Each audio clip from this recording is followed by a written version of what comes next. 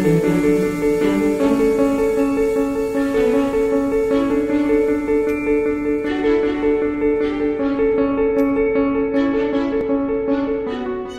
allons passer maintenant à la question de l'attractivité des hôpitaux et des cliniques. Nous allons voir les meilleures initiatives européennes pour les meilleurs établissements. C'est notamment ce que nous voyons dans des magnet hospitals. Ce sont des établissements de santé qui savent attirer et fidéliser les professionnels. Ils opèrent une révolution en termes de management et trouvent des solutions aux enjeux de la RSE, Green Hospitals, santé décarbonée, engagements sociétaux. Pour en parler, nous sommes heureux d'accueillir Paolo Silvano, Senior Advisor de la société Elzan, et Olivier Thomas, président du Comité pour le développement durable en santé.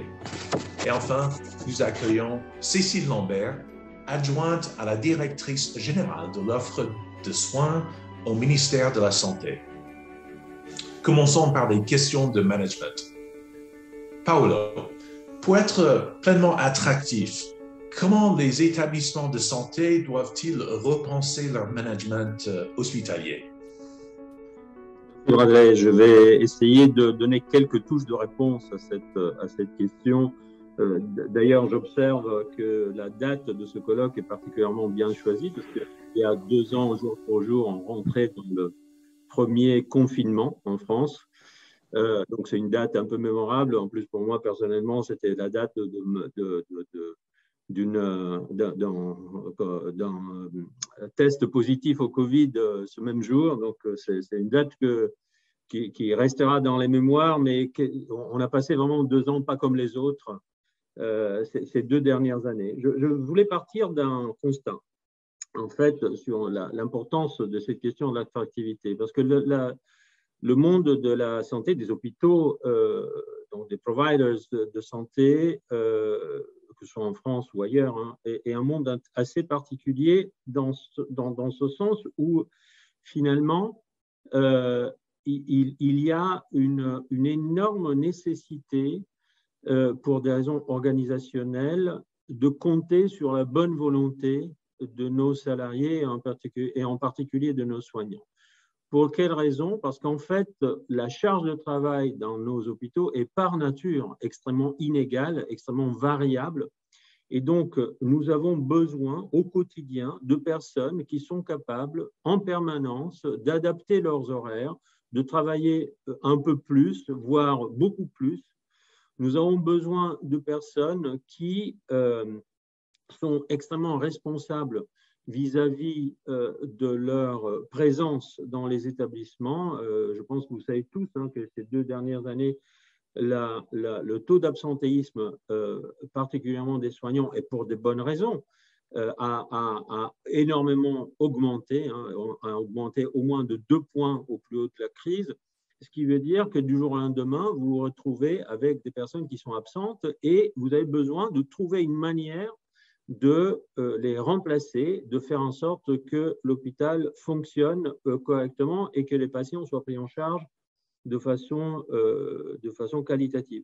Pour cela, donc, il est fondamental que chaque acteur, et surtout ceux qui sont au plus proches du patient, se sentent pleinement impliqués, motivés et j'ai presque envie de dire enthousiastes du travail qu'il fait au quotidien. Et ça, c'est le challenge, si vous voulez, du management d'aujourd'hui de nos hôpitaux.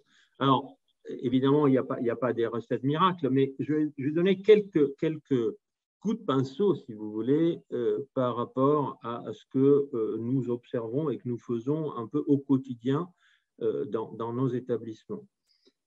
Tout d'abord, il y a un concept qui est extrêmement important et c'est le fait que pour pouvoir bien s'occuper de nos patients, pour prendre soin de nos patients, il faut que nous prenions soin des personnes qui prennent soin. En fait, il faut que chacun se sente considéré et pris en compte dans son quotidien. Et la première manière de faire ça, c'est le management de proximité. Ce n'est pas dans le bureau du directeur de l'hôpital que les choses se font, même si le directeur de l'hôpital a un rôle fondamental, mais c'est au niveau de chaque service, de chaque bloc opératoire, de chaque pharmacie, de chaque stérilisation, qu'il faut des managers attentifs, empathiques, capables finalement de mener avec eux les équipes dont ils ont en charge. Nous avons par exemple monté un programme de formation pour 1 millier de nos managers de proximité, un programme qui consiste à faire une analyse précise de leurs points forts et points faibles, une espèce d'auto-évaluation supervisée par des coachs, et ensuite un programme de formation personnalisé, surtout sur les soft skills, parce qu'aujourd'hui, les compétences techniques sont plus ou moins acquises, en tout cas, et sont entre guillemets plus faciles à acquérir. Par contre, tout ce qui est la capacité finalement de manager, de motiver, de guider une équipe, de créer une cohésion, de créer une harmonie à l'intérieur d'une équipe, de s'interfacer avec d'autres équipes, c'est là où on a des skills qui sont à acquérir et qui, dans le parcours typique, par exemple, d'un cadre soignant, n'en sont pas nécessairement apprises. Et donc, on a un gros programme en ce sens-là pour que nos managers de proximité puissent être vraiment le visage humain et empathique de l'entreprise vis-à-vis des soignants et vis-à-vis des personnes qui font finalement fonctionner l'hôpital. Ça, c'est un premier point de management qui est extrêmement important. Le deuxième, et je vais surprendre personne en le disant, c'est la problématique de la formation professionnelle. La formation pour tous, c'est quelque chose d'extrêmement important parce que, pour la bonne et simple raison que nos métiers changent. Ils changent de nature. On a évoqué tout à l'heure la digitalisation qui implique nécessairement une manière différente de travailler au quotidien, mais on peut penser aussi, par exemple, à tout le mouvement, le shift qu'il y a eu dans ces dernières années extrêmement important de l'hospitalisation complète vers la prise en charge ambulatoire, ce qui veut dire que la manière de prendre en charge un patient, le temps qu'on peut passer avec un patient, est radicalement différente entre un patient qui reste à l'hôpital 3, 4, 5 jours ou un patient qui reste à l'hôpital 2, 3, 4 heures, parce que désormais, on mesure la durée de séjour en heures et pas nécessairement en jours. Ça implique une organisation du travail qui est complètement différente. Et évidemment, il y a un besoin d'apprendre à nos salariés, à nos collaborateurs, non seulement des nouvelles techniques, mais des capacités, par exemple, de polyvalence, parce qu'il faut que chaque salarié, surtout les soignants, soit capable finalement d'être plus en mesure de prendre en charge des pathologies différentes dans le cours de leur journée. Il faut qu'ils soient capables justement de savoir utiliser les outils numériques qui sont malheureusement ou heureusement indispensables aussi pour garantir une traçabilité et une qualité finalement de nos prises en charge, et ainsi de suite. Ok, merci Paolo. Je suis désolé d'être un peu court. J'ai compris le message majeur. Formation, formation, formation, plus de polyvalence et puis aussi formation pour les métiers de demain. Et à côté de ça, effectivement, un management de proximité. Mais je souhaite tout de même aller maintenant vers la question du développement durable, parce que ça aussi, c'est une question d'attractivité pour les professionnels et aussi pour nous, citoyens et patients, parce que nous sommes tous de plus en plus sensibles aux engagements RSE. Et pour cela, je souhaiterais donner la parole à Olivier Thomas, et avec une première question quels sont les grands défis à partager au niveau européen et quelles sont les parties prenantes à engager en priorité? Olivier?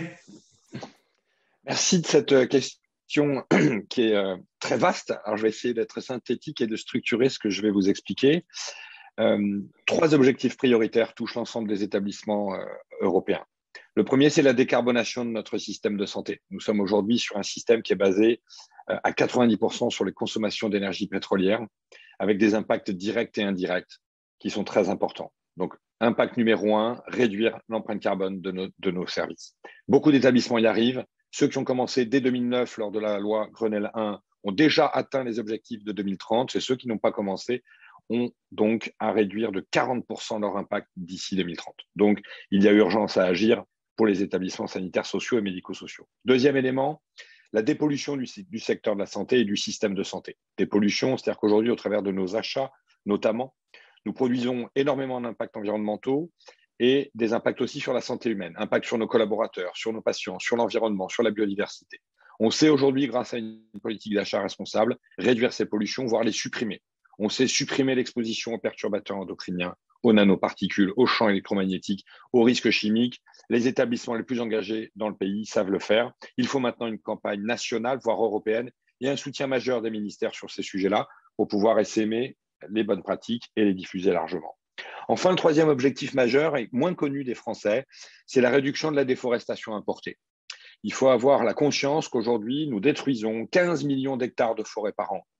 L'Europe est le deuxième continent au monde à générer cette déforestation massive depuis plus d'une décennie.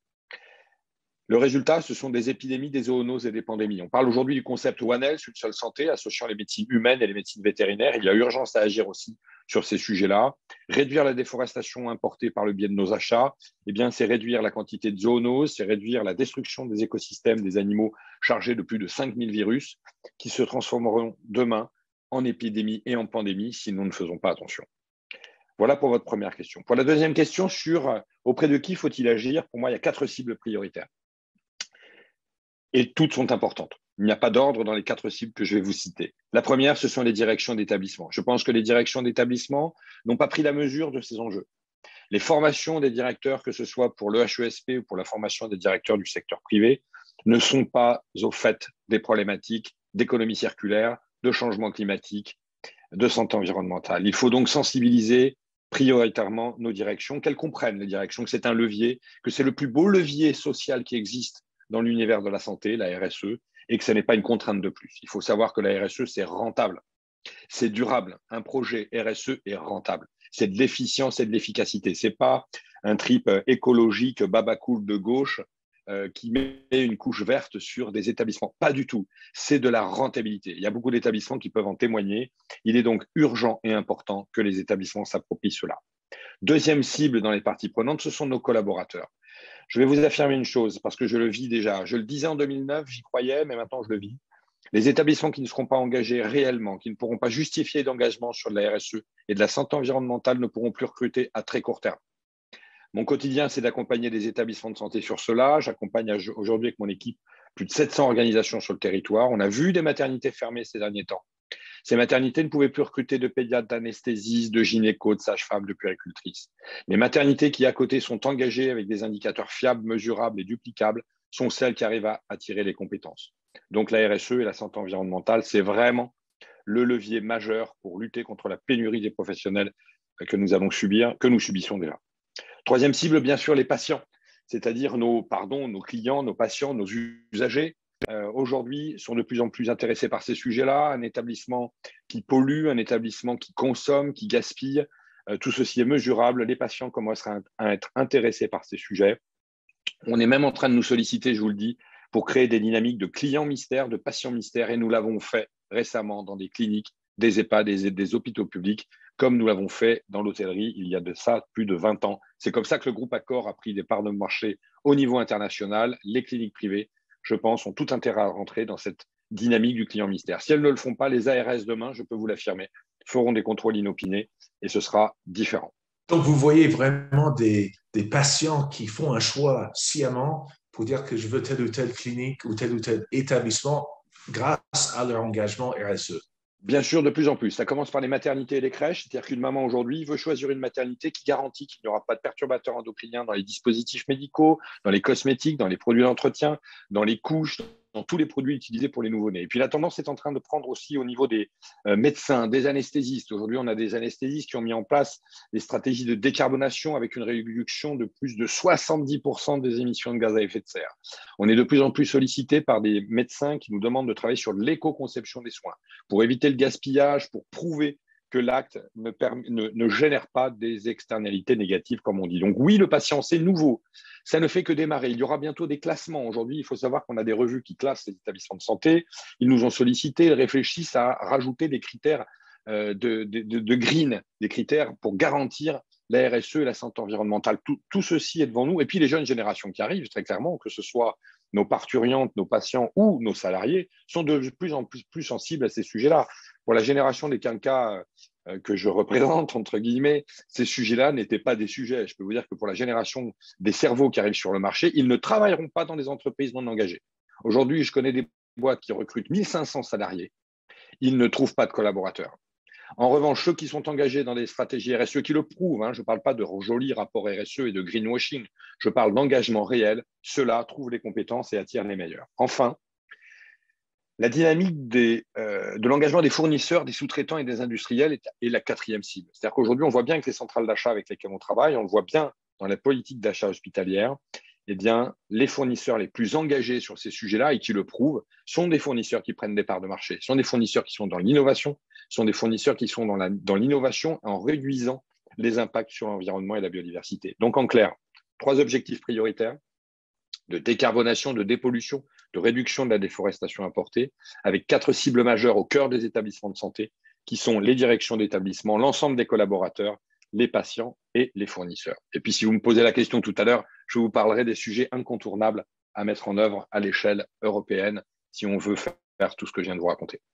Merci beaucoup, Olivier. Donc, j'ai bien compris que tout le monde est concerné, premièrement, par la RSE et que ce n'est pas seulement un effet de mode, c'est vraiment véritablement un axe de développement économique.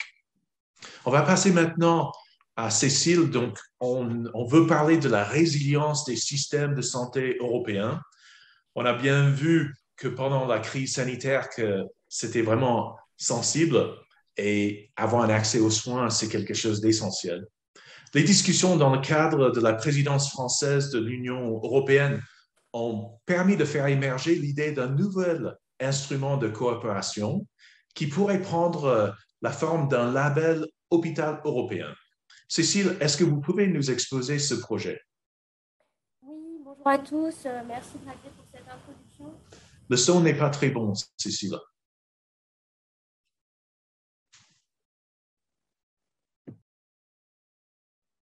Est-ce que vous m'entendez mieux? J'espère que ce ne sera pas trop pénible, donc je vais essayer c'est parfait comme ça. De parler fort et près de mon ordinateur. Donc, merci beaucoup. Donc, je suis Cécile Lambert, l'adjointe de la directrice générale de l'offre de soins. Je suis évidemment très heureuse de représenter aujourd'hui le ministère de la Santé français et en particulier la direction chargée de l'organisation des soins.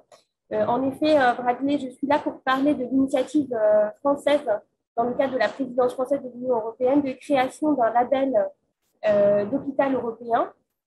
C'est une proposition qui a été portée par Odile Véran, soutenue par la commissaire européenne à la santé, qui a fait l'objet d'une présentation en conseil informel des ministres de la Santé en février. Et une nouvelle discussion aura lieu fin mars, le 29 mars, une discussion formelle cette fois-ci sur un engagement collectif que nous espérons évidemment fort et réussi de l'ensemble des pays européens dans la construction de ce label. L'idée de ce label, tu l'as rappelé Bradley, est née de l'expérience de la crise sanitaire, puisque confronté à un contexte épidémique commun et un enjeu évidemment énorme à la fois de santé publique, de prévention, de prise en charge, on a vu que l'organisation d'une solidarité entre les établissements européens, le partage de connaissances sur la maladie émergente, le retour d'expérience, et puis ensuite la mise en commun d'un certain nombre de ressources, par exemple des personnes, très concrètement des professionnels de santé, mais aussi des équipements, ça a été un facteur de résistance et de réponse à la crise. Et on pense que cette coopération, elle peut être renforcée, elle doit être renforcée et que la création de partenariats de long terme entre des établissements engagés dans un réseau européen permettra de renforcer la réponse des pays de l'Union en cas de crise sanitaire. Évidemment, là, on parle d'un exemple d'une crise qui a touché l'ensemble des pays européens. On peut aussi imaginer que ce réseau intervienne pour des crises très dures, très fortes, mais plus localisées. Par exemple, un événement naturel, un tremblement de terre, etc., qui pourrait nécessiter l'afflux rapide de ressources vers le pays, subissant évidemment la catastrophe sanitaire en question.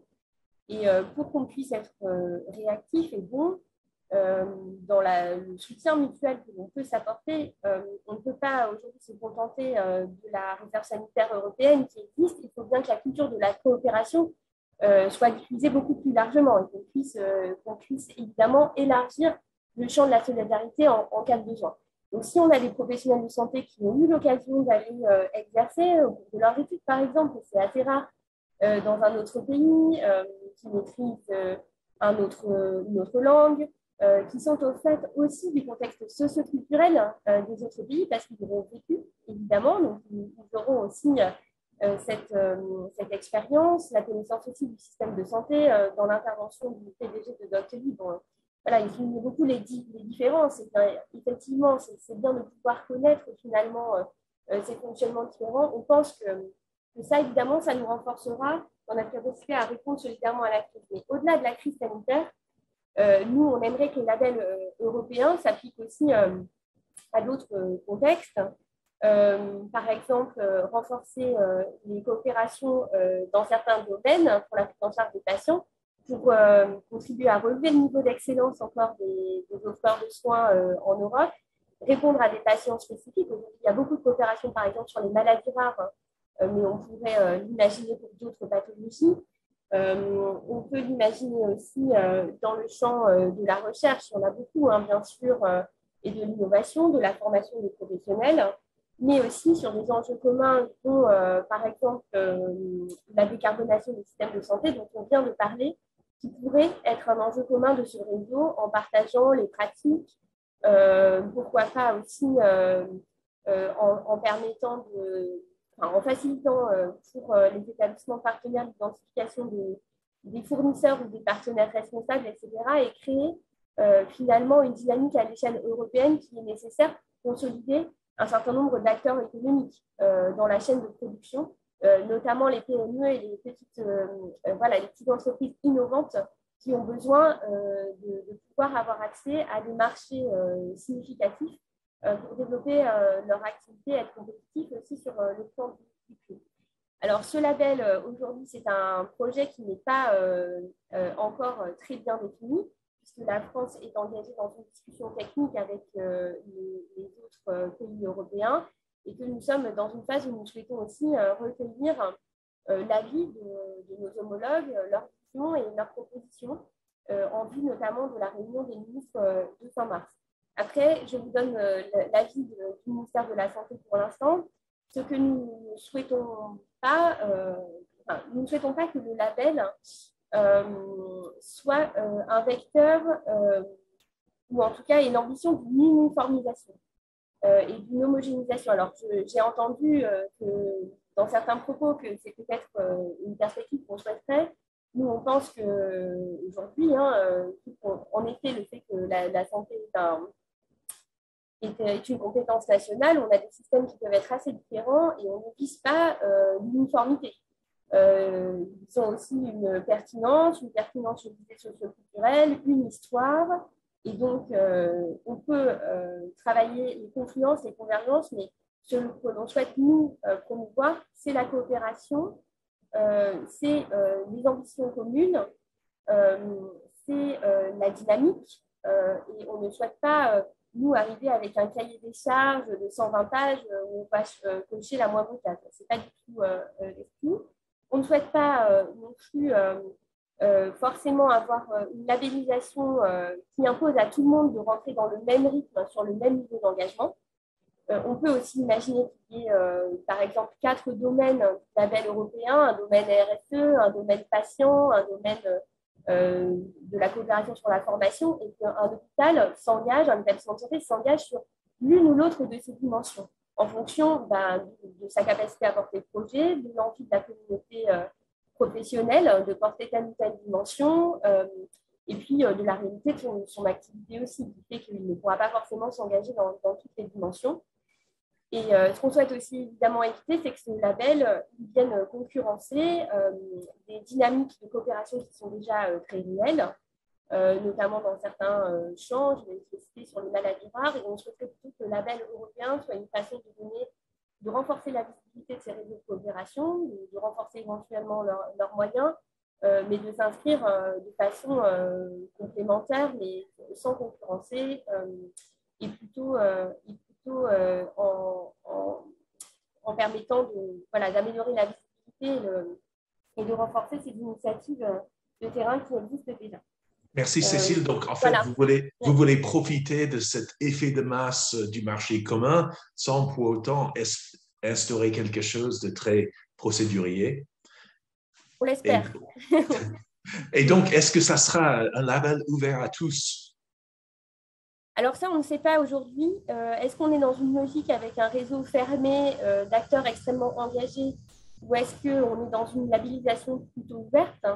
On n'a pas encore décidé. On souhaite évidemment que les établissements qui s'engagent bénéficient d'un soutien qui soit plus que symbolique, qui soit aussi en partie financier, hein, par exemple, pour porter le projet dans sa phase de conception. Donc, on aura forcément une certaine contrainte hein, sur le nombre d'établissements qu'on pourrait accompagner.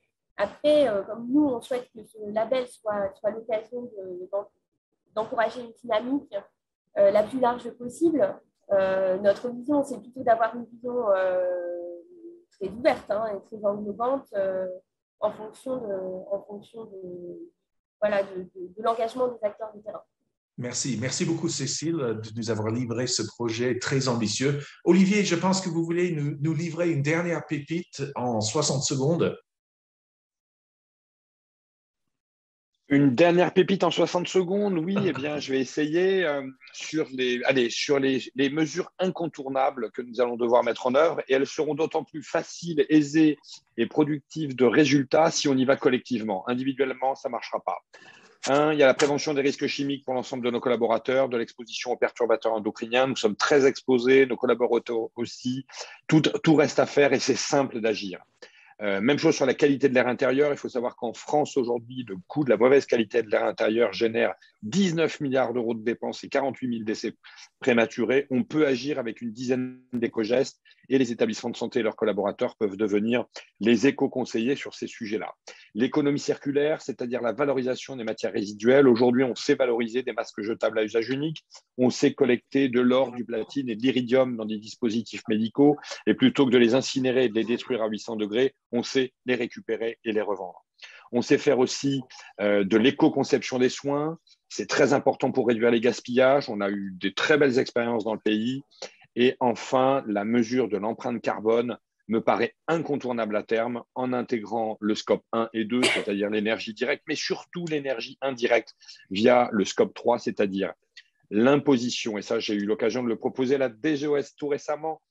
Imposer, merci de votre sourire, imposer aux industriels d'ici 2025 qu'ils nous fournissent la composition, l'analyse du cycle de vie simplifié des médicaments et des dispositifs médicaux pour faire comme dans le bâtiment, c'est-à-dire de mesurer l'empreinte totale d'un soin, comme on sait mesurer l'empreinte carbone d'un bâtiment. C'est tout à fait faisable. On a fait une proposition de création d'un logiciel d'éco-conception des soins qui permettrait dans le pays de faire des économies très importantes, de réduire les risques et de réduire les risques aussi bien sur la santé humaine que sur l'impact sur la biodiversité. Voilà.